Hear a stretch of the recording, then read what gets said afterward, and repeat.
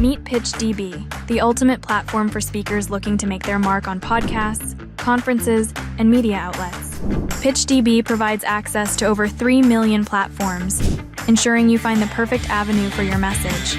With AI integrations, your bios and pitches are tailored uniquely to each opportunity, giving you the edge you need. Join now at pitchdb.com. Welcome to Your Brand Amplified, the podcast where we interview marketers, publicists, and brands to learn their stories, what makes them tick, and tips and tricks that make a difference. This is Annika Jackson, and I am super excited to have Dr. Brand Love himself, Aaron Ahuvia, on the show, a fellow professor, more experienced and tenured than I am, for sure, and popular keynote speaker with multiple books. Aaron, thank you for being on the show today. Annika, it's really a pleasure and a privilege. Let's talk about your journey. You've been in marketing your whole career, but you didn't start out as a professor. No, actually, my undergraduate training was in philosophy, so I have a degree in philosophy. It won't surprise any of your listeners to discover that I had a hard time getting a job.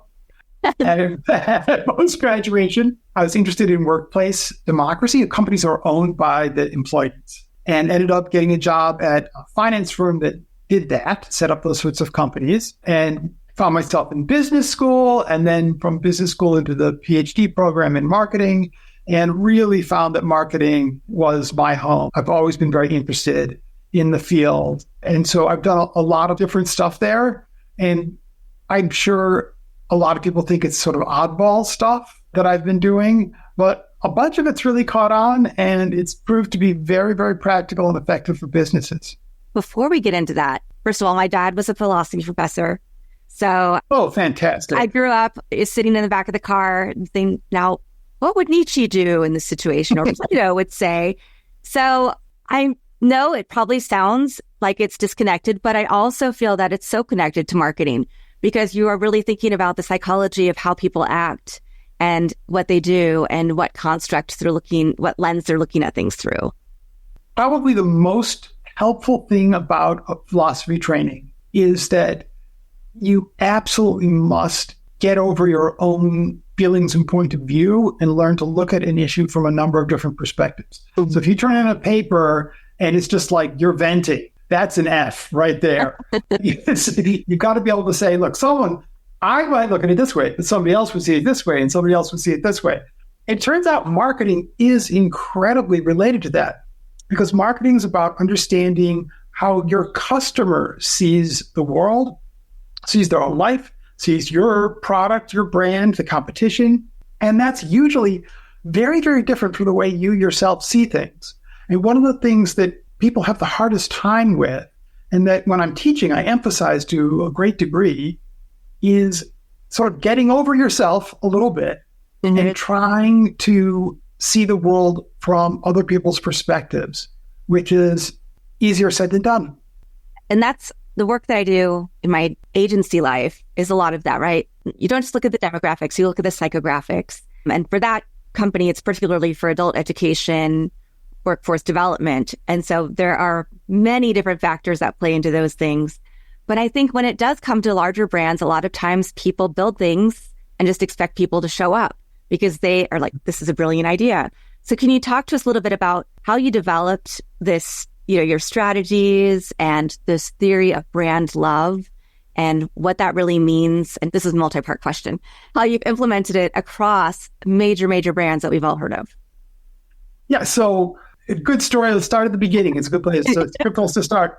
Some of your listeners will have heard of Professor Philip Kotler. He's very famous in marketing circles, and he taught at Northwestern. I was a student in his PhD seminar, and he is just in love with marketing. He's saying everything is marketing, politics is marketing, religion, you're marketing a religion, even dating, you're marketing yourself to this other person. I was single, and I thought dating was way, way more interesting than real marketing. So I asked him if I could do my term paper on dating as marketing. He was very enthusiastic, connected me to a really brilliant woman, Professor Mara Edelman, who we ended up writing a bunch of papers together. And we became I can say this without equivocation, the world's leading academic experts on dating services, because we were the only academics in the whole world who look at the topic of dating services. Nobody else would go near it with the 10-foot pole. It was very stigmatized. Now it is online, media online is the single most common way that people meet their partner. But at this time, which was around 1985, 8, somewhere in there, it was very stigmatized. The internet was just getting going. So most people weren't doing this topic, but we were, and having a lot of fun. And I used to do these workshops in bars, bring in the PhD student in marketing to tell you how to write a singles ad. I told people how to write singles ads. It was really fun. In any event, I did all this. In order to do that, I had to study the psychology of love, which was also just incredibly interesting research going on there. And I spent a couple of years getting very, very expert in that. But when I was thinking about going on the job market to become a marketing professor, I knew that if I was known as like the dating services professor, I was not going to get a job. That wasn't going to go over. So I had to do something else. And I was a little bit, reluctant. I'd spent so much time studying the psychology of love. I didn't want to let all that go. So I thought, people don't say that they love products. They say they love brands. We hear that all the time. Do they? Well, what's really going on there? How does that work psychologically? So I just pivoted, took that over to people's love of products and brands and activities and all sorts of other stuff. And that was the origin. At the time I did that, there were a couple people who had said, it's interesting that people use this term, but nobody had ever done like a major study of this topic. So my research was the first real sort of in-depth scientific work looking at that topic. And it really has caught on. Now, if you go into Google Scholar and you type in brand love, you'll find over 20,000 academic papers talking about this topic. But at that time, that was it, So the first thing I wanted to know is whether people really do love things. And the answer is yes. Although it turns out now that we're able to do more neuroscience and scan people's brains as they're thinking about these things, that there are things that are in common, enough to say that when you love a brand, it's really love. But there's also some differences that are going on there too. And one of the main things that's in common, and this will show up, this is very important. I know your listeners, a lot of them are looking for applications in marketing. Well, one of the main things that's the same when people love a brand is when they love a product, love a person, is that our identity is very, very much involved. Yeah. People say that, in love, two become one, right? That you kind of merge with this other person. Your identity merges with this other person when you fall in love with them. And that psychological level is very true. That's what's, fundamentally happening in your brain. Your brain is coming to see them as part of your own self, your own identity, when you fall in love with a person. And that's the same thing what happens with a product or with a brand. So one of the things that really underlies brand love is this connection where the consumer comes to see the product or brand as part of their identity. And that takes us to a really interesting point with marketing. Yeah. Well, and what you just said, I think this is something I talk about with my students all the time, and I'm sure you do too. What we saw during the pandemic, of course, is that companies had to go online a lot faster than they anticipated. But the ones who were doing it right, it wasn't only getting there and doing it right and showing up, but the audience was also, we were all at home paying much more attention to things. And so people were really investigating the brands that they were using and that they were invested in.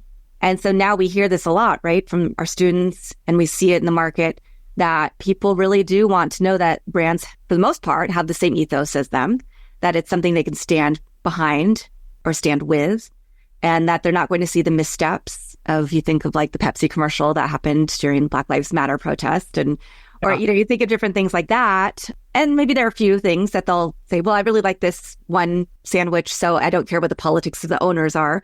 But everything else, if it's something that we're using day to day, we want to make sure that we can really believe that they are who they say they are. Yeah. Fundamentally, there's two different kinds of strategies that you can use in marketing that are related at least to the way what my work has found and what many other people who do more of a neuroscience approach than I do has found. And so there's a big split. The human brain automatically separates objects from people and thinks about them in very different ways. Wow. To the point, when I say different ways, I really mean physically different operations happen in your brain when you're thinking about an object versus when you're thinking about a person. However, there are quite a few times when the brain will make an object like an honorary person. Right? And it'll sort of like think about this brand as if it was a person. And so it starts treating it giving it the human treatment, right? I sometimes call that living in person world. So your brand is going to live in person world in the brain. And if you do that, that's when all of these issues about connecting to people's identity, expressing values, developing relationships with people, that's where all that comes in. And that's where you get high levels of brand loyalty and a willingness to pay a price premium and sort of the levels of brand enthusiasm where if somebody goes on the internet and says something bad about a brand, the people will defend, the lovers of that brand will come to defend the brand. Like, you think about like, it's kind of weird. Like, we're all really busy. Why is someone taking time out of their day to do this? Well, it's because they think of that brand as part of their own identity. And when it's attacked, they personally feel attacked. So all of those great behaviors are linked to getting consumers to think about your brand, to have it live in person world in their brain, to think about it that way. That said, doing that is expensive and difficult. And there are other strategies, which are just a different set of strategies that say, you know what, your brain thinks this is an object and it is an object. And we're just going to live with that. And if the consumers are going to see this as an object, then you're not going to have as high brand loyalty. They're not going to pay a big price premium for it. They're going to look for the best value and look for a discount. But you can still be very successful. And a lot of times it's difficult to get people's brains to think about objects as if they're people because, if they're not, right? And so the benefit of that, okay, you don't get the same level of brand loyalty. You don't get the same level of pricing power. You don't get the same level of enthusiasm. But you've got a much more realistic challenge. Right now, you're just talking what I call useful, pleasant, easy. So you got to convince the consumer that this product's really useful. You have to make the buying and interacting with the product experience very pleasant. At best yet enjoyable, but if you can't get to enjoyable, at least not unpleasant. And you have to make the whole thing really, really easy for people. Easy to shop for, easy to buy, easy to use. And if you can be useful, pleasant, and easy, you can do very well in that way without creating this whole personified endeavor. So for entrepreneurs, that's a fundamental choice that you have to make early on. And those are very different kinds of strategies. And brand love is definitely, brand love is very similar. If people are using net promoter, customer satisfaction, brand love, the people who are supporting these different principles, we come on podcasts like yours and we try and convince everybody that ours is better and that there's this huge difference between them. But they're pretty similar. They're all like trying to create this relationship with the customer where you have a high level of enthusiasm and satisfaction and commitment from the customer. That's, quite different from an approach, say Walmart, where Walmart is making a ton of money.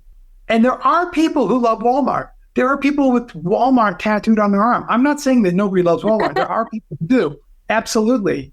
But that's not central to Walmart's strategy, right? They're just trying to be really, really high value for customers. And that's just a different kind of... And their value is based on cost factor versus other things, being environmentally sound, sustainable, other things that people might think of, how the products are sourced, how people are paid to make the products.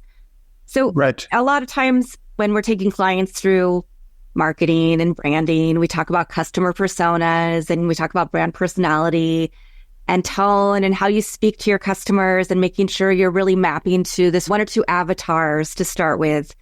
So when you say that that is effective for the easy, useful, like that is how people should approach brands? Or is there something else that is a strategy that we're not thinking of or that people need to really implement?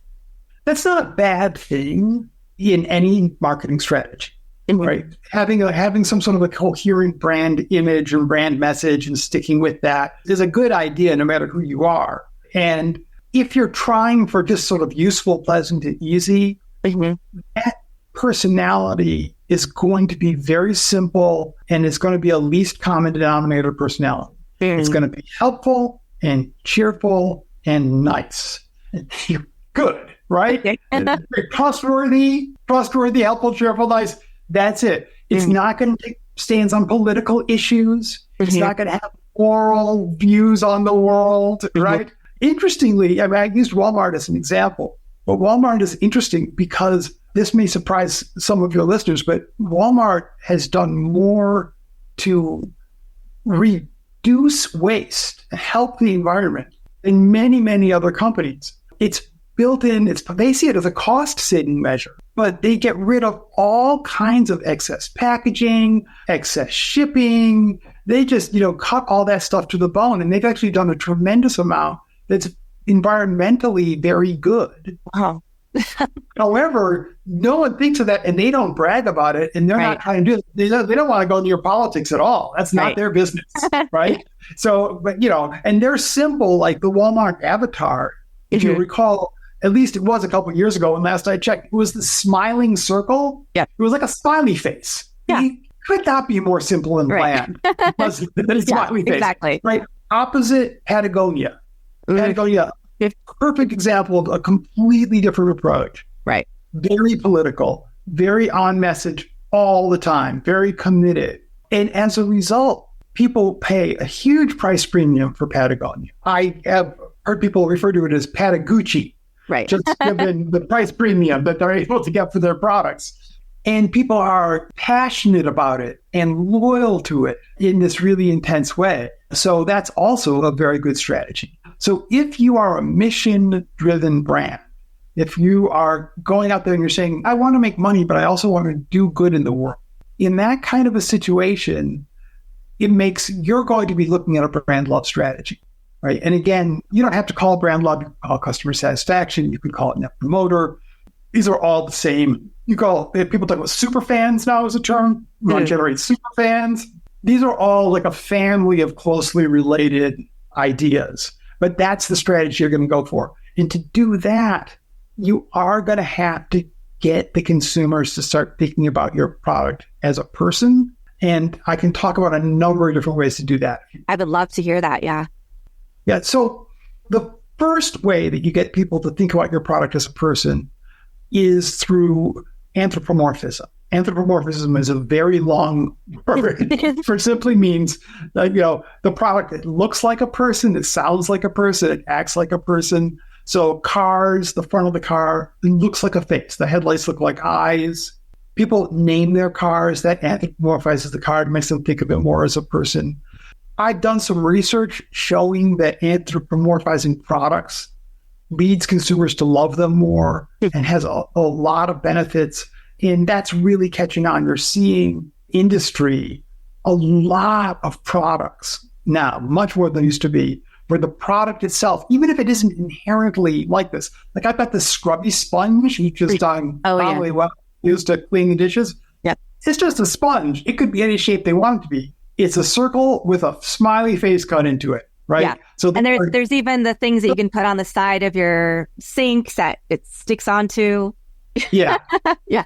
So, that's become much more popular. And it's like the most straightforward and obvious way. How do you get people to think your product is a person? You make it look like a person.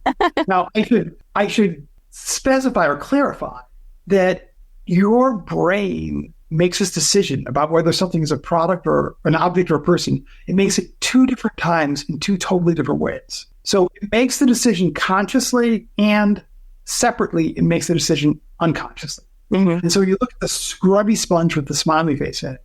Your conscious mind is not fooled. It knows that's not a person. Right. So if you're listening to this interview and you're like, that man is insane, I've got a scrubby sponge. I know it's not a person, right? Well, you'd be absolutely right. Your conscious mind knows it's not a person. Your unconscious mind is making that same decision, and it is doing it very differently. If it's got a scrubby face, a smiley face, that might not be enough to fully, your unconscious mind to see it as solely as a person, but it does move it a little bit in that direction. And there are lots of situations where your conscious mind is not fooled, but your unconscious mind is completely fooled by this. And one of the classics that we're going to start hearing a ton about are these relationship avatars. There's a well-known website called Replica, spelled with a K, and you go on there and you give information about yourself, and it creates an avatar, like an animated human being that talks to you, and you can have conversations with it. And it can be your friend. It used to be that they had a love romance mode where it would become your lover, but they stopped that due to all kinds of complications that were happening. But people were genuinely, deeply falling in love with these animated avatars on the computer. And the reason for that is that their conscious mind, of course, knows this is not a person. And what's funny, when you interview them, they're very explicit about this. They realize this. They'll say, my conscious mind knows this is not a person, but somehow I'm falling in love with it anyway. And the somehow is that unconsciously, your brain thinks it is a person. It's got enough of those cues. It talks. It looks like a person. It talks to you, right? It's classifying this as a person. And the part of your brain that falls in love, that's the unconscious part of your brain. You cannot make yourself, you cannot decide you're going to fall in love with someone and make yourself love them, right? Falling in love is very much an unconscious process. And so if your unconscious mind thinks this avatar is a person, you can really, really fall in love with that. Wow. So that's the first approach. And I'll let you get a word of advice about that one before I go on to some of the others. It's very Black Mirror-esque is all I'm going to say, right? It is. It is. Right. And so, like, on one extreme are these avatars that people literally fall in love with. You know, a much milder extreme is something like Siri that you talk to. Yeah. Or, again, a car where the front of the car has a kind of a personality based on the shape and what kind of face it looks like. All right. That's the most straightforward, but it's actually the least commonly used, least common example of this. The next up is connecting the product or brand to an actual human being. Mm-hmm. So if the consumer comes to see a strong connection, then they come to see the product or brand essentially as an extension of that person. And start thinking about it that way. And here's a very simple example that makes this pretty clear. So imagine you are dating somebody and you really like that person, and they give you a vase as a present, and you look at it, you're like, oh, this is so beautiful. And you put it like on a shelf in your house, and you're happy every time you see it, and your friends come over and you say, look at this wonderful new vase, and you love that vase. Then you break up with that person. You have a terrible breakup. You're furious with them. You never want to see them again. You walk in, you see that vase. Oh man, you're getting rid of that vase, right? You got no more interest. And what that shows is that your feelings about the vase are really an expression of your feelings about the person that it's connected to psychologically for you. And we see this a lot when we need to clean our house and there's things that we really should get rid of and we can't bear to part with them because we've got this emotional connection to them. Very often, those are things that either if maybe it was a gift from another person or a souvenir reminds you of another person, or maybe the item was something from your own past that reminds you of your former self when you were younger, but it's got some connection to a person. And it's that human connection that's making it hard for you to get rid of the object. So that's a very common way. And that shows up in marketing very frequently. So Steve Jobs with Apple, people really related to Steve Jobs and they connected to Apple that way. It's one of the ways. Apple's very good at this. Apple's very interested in brand love. Apple very explicitly runs their business around brand love. And if you want to see an example of brand love at work, watch what Apple does, because they're very explicit about this. So that's one example. Enzo Ferrari, who created the Ferrari cars, people who are really into Ferraris are overwhelmingly fascinated with the life of Enzo Ferrari. And that's a very strong connection for them You also see this with celebrity endorsers. It's one of the reasons celebrity endorsers can be powerful, because you come to see the brand as connected to that. So those are all approaches. I know a lot of your listeners are small business people or entrepreneurs. If you're an entrepreneur, this is incredibly powerful. And the person that the brand is going to be associated with is you. Yep. Right? It's you. You're the person involved, right? You're not going to have a celebrity endorser, but you're the human being that things get attached to. And however important you think your personal relationships are with customers, they're more important than you think. Absolutely. You cannot overestimate. It's impossible, because they're absolutely central to what's going on. And people really do see your brand as part of you as a person. And if anyone falls in love with their brand, it's not the same as you. Don't mistake their falling in love with your brand for them falling in love with you. But they're able to fall in love with their brand because they see it as somewhat human, and they see it as somewhat human because they attach it to you.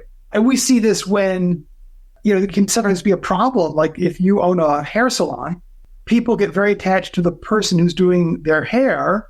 And then if that person moves to a different salon, they'll often take their business to the other salon, right? Because they've become more attached to the individual person who's cutting their hair than they have to the brand.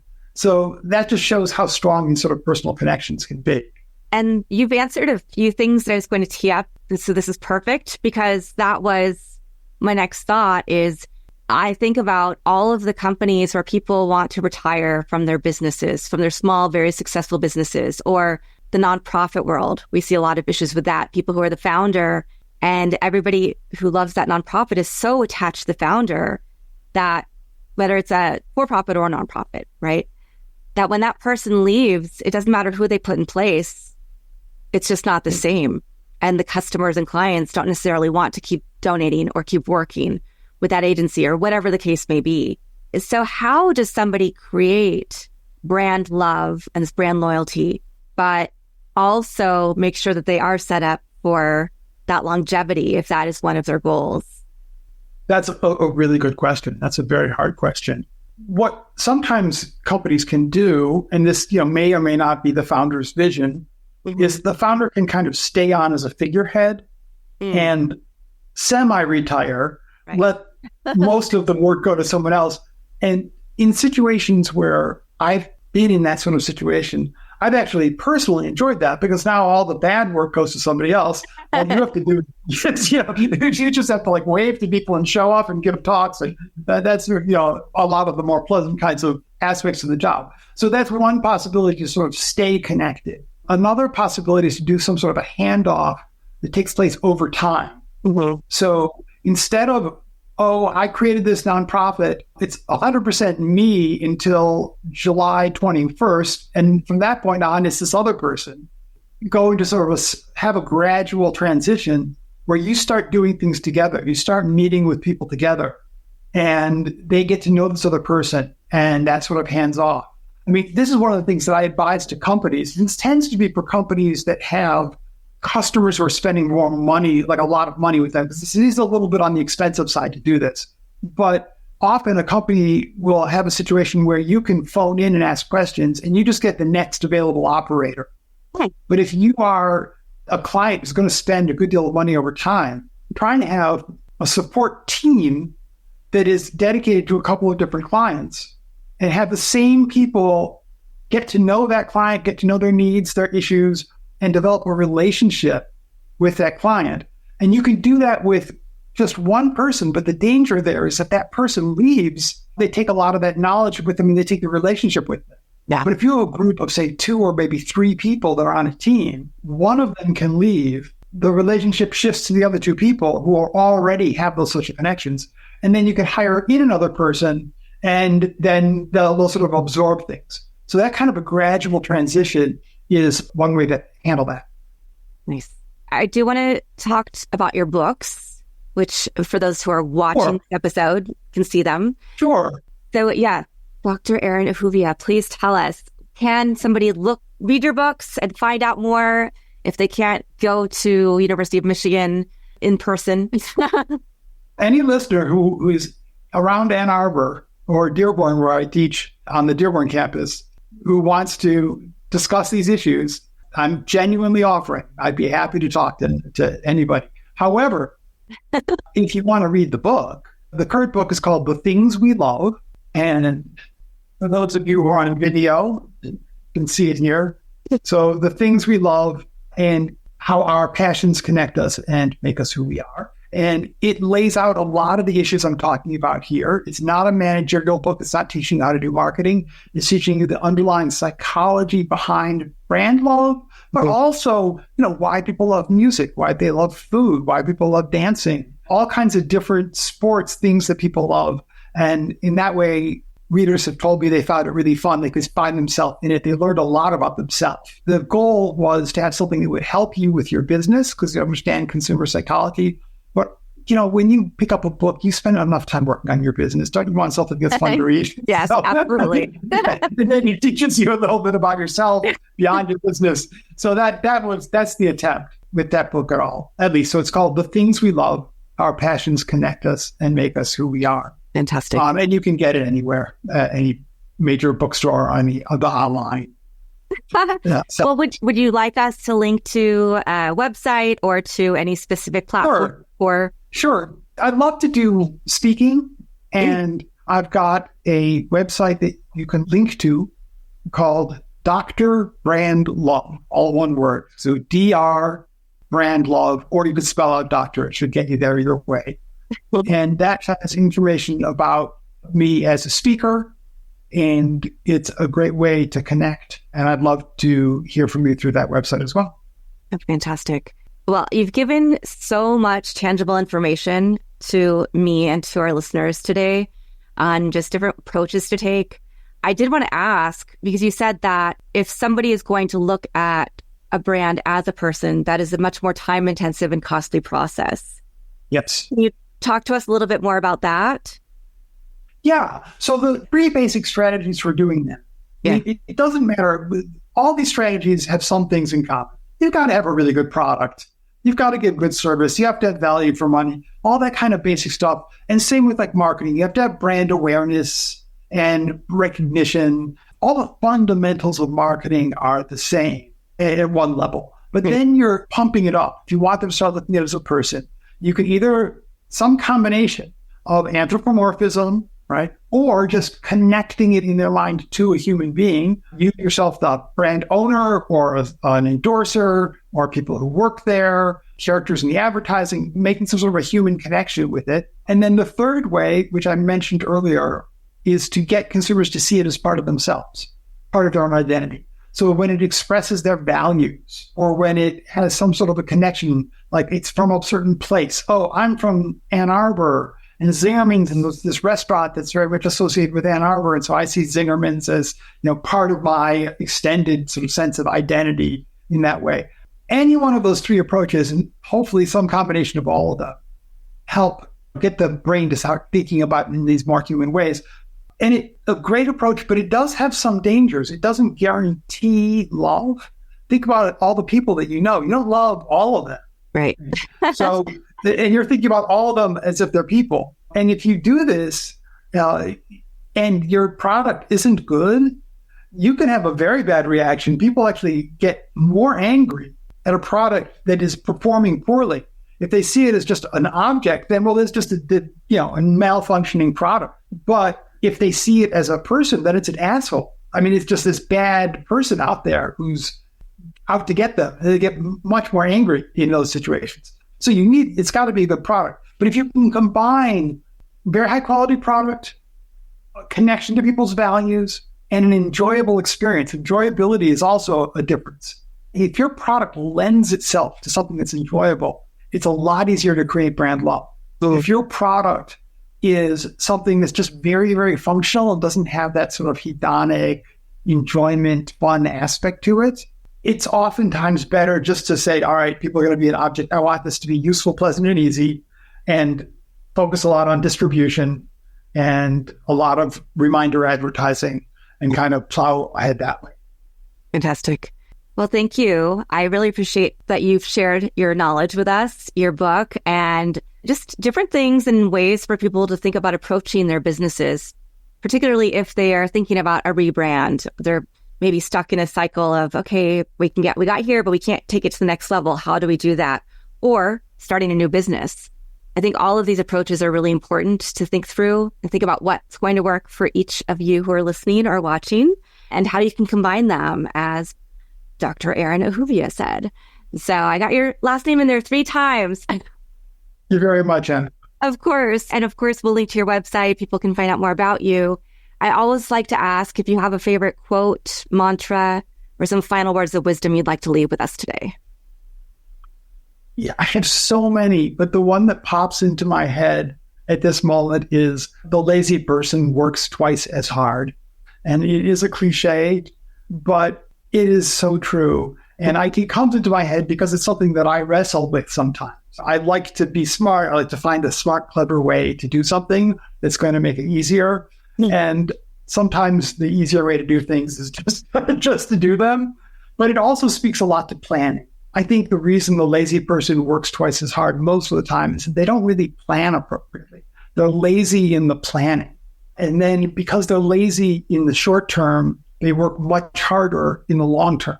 So a lot of the things that I'm talking about here have to do with that kind of strategic planning, have to do with figuring out what your overall strategy is going to be so that you can then work more efficiently in the future. So I know if you're a listener and you're thinking, oh, that all sounds good, but I really don't have time to deal with that now.